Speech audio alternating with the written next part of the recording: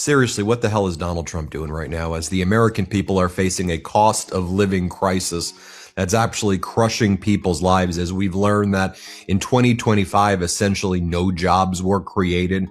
It's basically the worst jobs report other than the Great Recession when you factored in all of the 2025 data that just came back and all of the downward revisions. But Donald Trump went to a military base. He was in Fort Bragg, North Carolina, as it's called now. And he was talking about how we need battleships, but the battleships can't be stealth because stealth doesn't look pretty. So we need battleships that look like the old battleships, like the Iowa. Here, let's play this clip. Very powerful looking to me. So I said, what about bringing them back? They said, sir, it would be no good. Why do you say that? The new battleship that we have, which I've seen and helped design, I put a little more spirit in the hull, give me a little bit more hull. And I want that ship to look gorgeous, Forget about stealth. They say, oh, it's stealth. They design ugly equipment for stealth. Well, we're designing great looking equipment, also stealth. Like legitimately a crazy human being. And obviously he doesn't want to talk about the Epstein files. And he's talking about he doesn't like the way stealth looks. And then he says we need to bring back the Iowa battleship in Rancho Palos Verdes in California because he likes the way it looks. And that should be our new battleships. It should be the old ones that don't work anymore. Play this clip. Initial order, 10. And I said, what about reinstating the old ships? We have some of them in dry dock. Some of them are museums right now, like the Iowas and Rancho Palos Verdes in California. You have a couple of them, and they're still very powerful looking to me. What are you talking about? I mean, what in the hell is he even talking about? Then he goes on to talk about how 401ks are doing very good. And doesn't everybody here in the military feel like your 401ks are incredible? Here, play this clip. Your 401ks are doing very well. I don't have to ask you. Is anybody doing poorly with their 401k? And then he goes and asks him after saying, I don't have to ask you.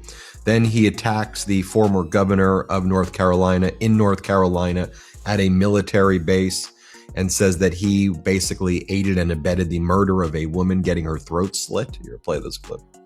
But we want to keep this area safe, and we can't do that without the leaders, and your ex-governor is not one of them. It would be a disaster if he got in. And one of the things that I just mentioned and you saw the monster that killed an innocent young Ukrainian girl a couple of months ago, slitting her throat from behind. And this was the man, the governor, that allowed this man to get out and to do that. We don't do that. We don't do that. Everybody knew he was trouble. Many, many crimes. One of the worst pasts I've ever seen. And she sat down. She had her throat slit. That's what he's saying at the military base. It was obviously a horrific murder. It's not the governor, former governor's fault. I mean, it's just horrible what Trump said there. And then if you want to talk about Ukraine, every day there are lots of Ukrainians being killed directly, children being killed, women being killed, men being killed, innocent Ukrainians being killed directly because of you. And then you had Melania with her great speech right here, being sarcastic. Let's play it. The harmony of love of country and love of family is what make us uniquely American. Okay, I can't even hear that anymore. Okay, let's bring in Congressmember Brendan Boyle. Congressman Boyle, it's great to see you as always. I mean, that's the stuff that he wants to talk about. What he obviously doesn't want to talk about is the report that came out this week that the Trump regime is spiking the football about with 2025 jobs. It was interesting because, we'd get these jobs reports in 2025, and there were some months where it was obviously bad. There were some months where those numbers were higher than I think we thought they actually were based on what we saw actually happening. And now you have these downward revisions that actually reflect that 2025 is one of the worst years in jobs in general. Talk to us about what Trump doesn't want to talk about today, which is jobs and manufacturing and issues like that. It is now a certified fact that Donald Trump's first year back in office was the worst job creation since the Great Recession, since 2009. The reality is that this is an economy in which we are not creating jobs. And it is specifically because of Donald Trump's policies. Just look at one sector in the economy, manufacturing. For all of the criticism Joe Biden got on inflation or other things, one of the really great spots of the economy the last few years was overall job creation, number one. And then specifically manufacturing job creation, which was the best in decades. Guess what? Once Trump's tariffs took effect on Liberation Day and the days following, you saw manufacturing jobs crater. So we now have a tremendous amount of manufacturing job losses, and they are specifically because of Trump's policies, not because of any sort of natural disaster or natural downswing in the economic cycle.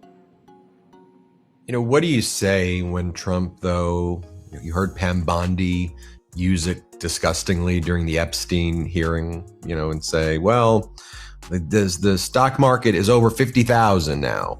Or, what do you say, though, when Donald Trump says, though, but look, the market is up, although, there are the fluctuations in the market right now and how there are days where it drops dramatically and companies, lose 7.5%, 10% of the value. And it's really erratic. And you actually don't see these types of swings also other than time periods that are very recessionary.